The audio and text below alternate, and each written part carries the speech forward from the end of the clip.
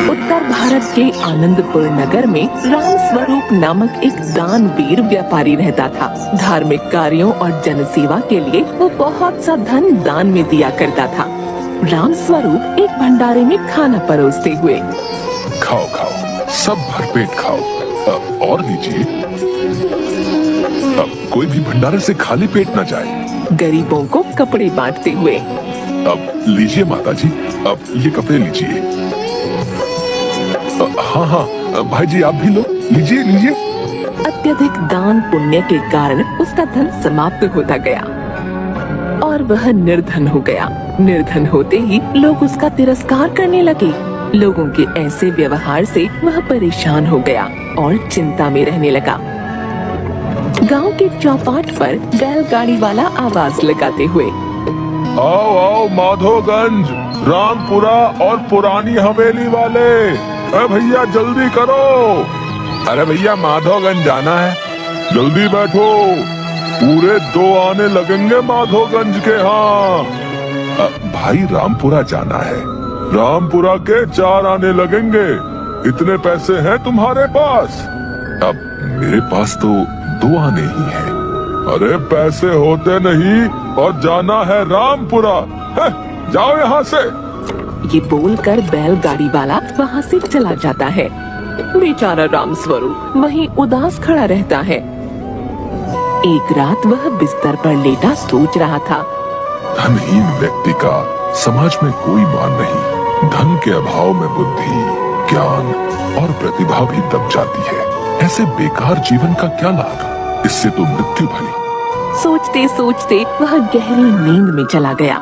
नींद में उसने एक सपना देखा।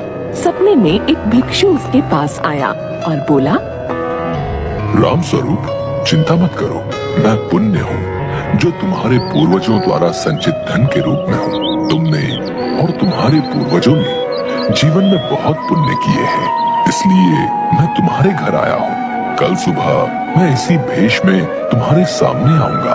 तुम मेरे सिर पर लाठी मारना। ऐसा करते ही मैं सोने में परिवर्तित हो जाऊंगा। तुम्हें उस सोने को बेचकर धन की व्यवस्था करनी। क्या जो सपना मैंने देखा अब वो सत्य है?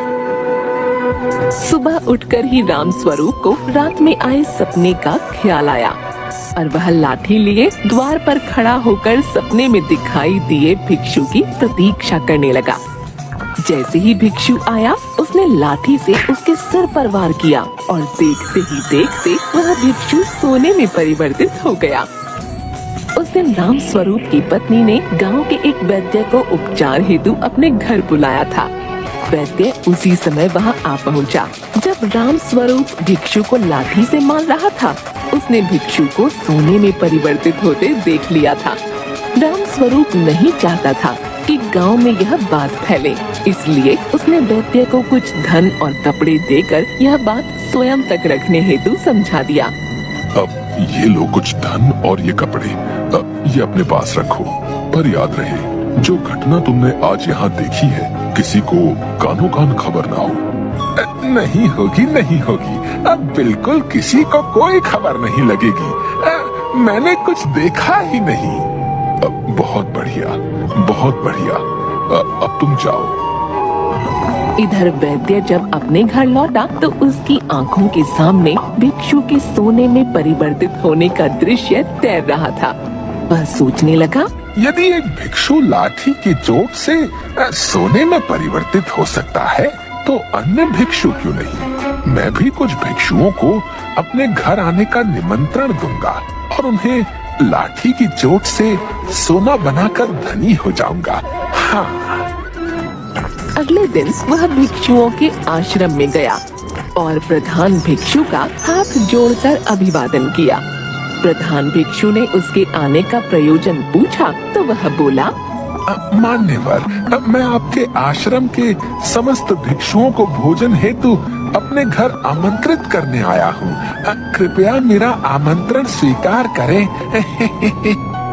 प्रधान भिक्षु ने उसका आमंत्रण अस्वीकार करते हुए कहा, पुत्र, हम दूसरों के घरों में जाकर भोजन ग्रहण नहीं करते। भिक्षा से जो प्राप्त होता है, हम उतने में ही संतुष्ट हैं। वैद्य तत्परता से बात बदल कर बोला।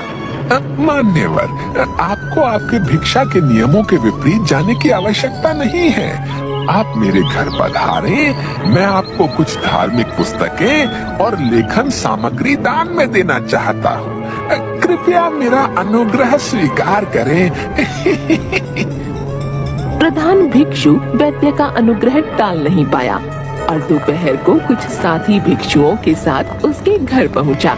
वैद्य ने पहले से ही लाठियों की व्यवस्था की हुई थी। वह उन्हें घर के भीतर ले गया और दरवाजा बंद कर लाठियों से उनके सिर पर वार करने लगा। स्वयं पर हमला होते देख बचाव में भिक्षु चीख पुकार मचाने लगे, जिसे सुनकर नगर के रक्षक वैद्य के घर दौड़े आए। वहाँ उन्होंने देखा कि कई भिक्षु लहूलुहान और धराशायी पड़े हैं, तो कई भिक्षु मरे पड़े हैं। वैद्य को पकड़कर वे मुखिया के समक्ष ले गए। मुखिया ने जब रक्तपात का कारण पूछा तो वैद्य ने राम स्वरूप के घर घटी घटना के बारे में बताया। बताओ, आखिर तुम क्यों इन भिक्षुओं की जान के दुश्मन बन गए भाई? हैं? इन्होंने तुम्हारा क्या बिगाड़ा था? विस्तार से बताओ। मान्यवर, कुछ दिन पहले मैं राम स्वरूप की पत्नी के उपचार